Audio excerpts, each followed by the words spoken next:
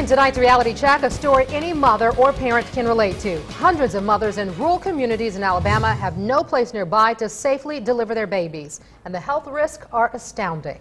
Yeah, Local 15's Modupe Dowu went to Washington County where this really rings true. Modupe, this means mothers in some cases drive more than an hour to give birth. That's right, Greg. Most women in Washington County have to book it to Mobile to deliver their baby. Many of them make it okay, but for high-risk pregnancies especially, the distance is not safe, according to at least one OBGYN I spoke to. Thank God I didn't go into labor. We live so far away. What if I told you you had to drive more than an hour to deliver your baby or to receive prenatal care?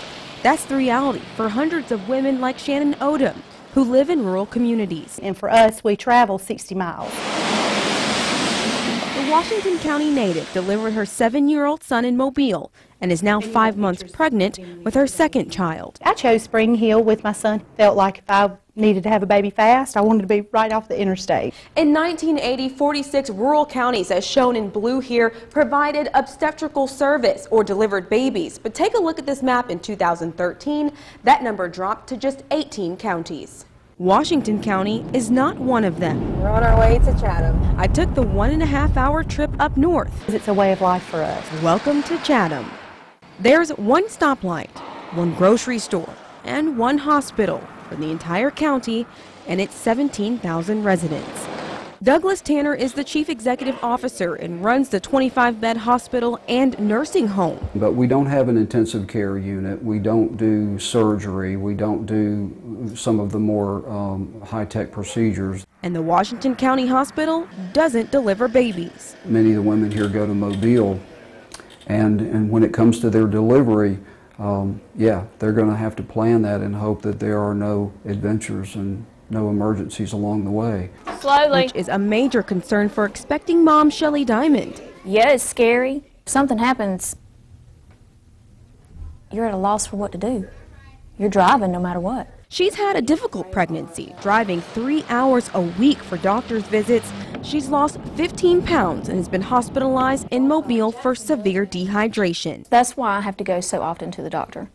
It's because I've been so extremely sick. The student teacher stopped traveling to the port city for care to cut costs. And I've swapped to Waynesboro to be a little closer to home. The Mississippi hospital delivers, but not for high-risk patients. Nearly a quarter of the county's population doesn't receive proper prenatal care, according to the Department of Health, and there are no full-time practicing OBGYNs in the county. It becomes an issue just getting down here. We know that inadequate prenatal care is a major cause of prematurities. Dr. David Lewis specializes in high-risk pregnancies at USA's Children's and Women's.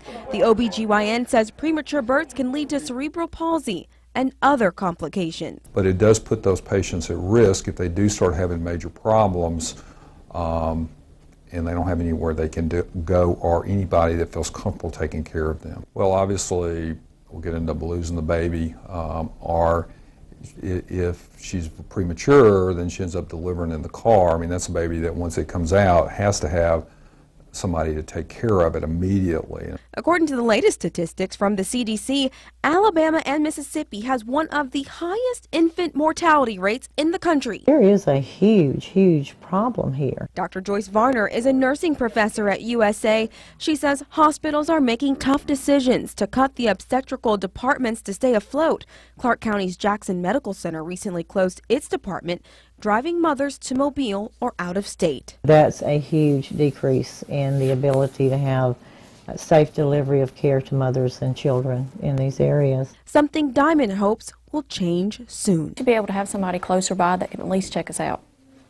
And somebody that's on staff somewhere that if something did happen, they're trained to deliver. You know, that would be a great peace of mind for any pregnant woman. Now, I spoke with State Rep Elaine Beech, who represents Washington County and serves on the Health Committee in the State House. She says the main issue is funding and recruiting doctors. Beech says she'll talk to the county board members to see if they can come up with a solution to make care better. Kim and Greg.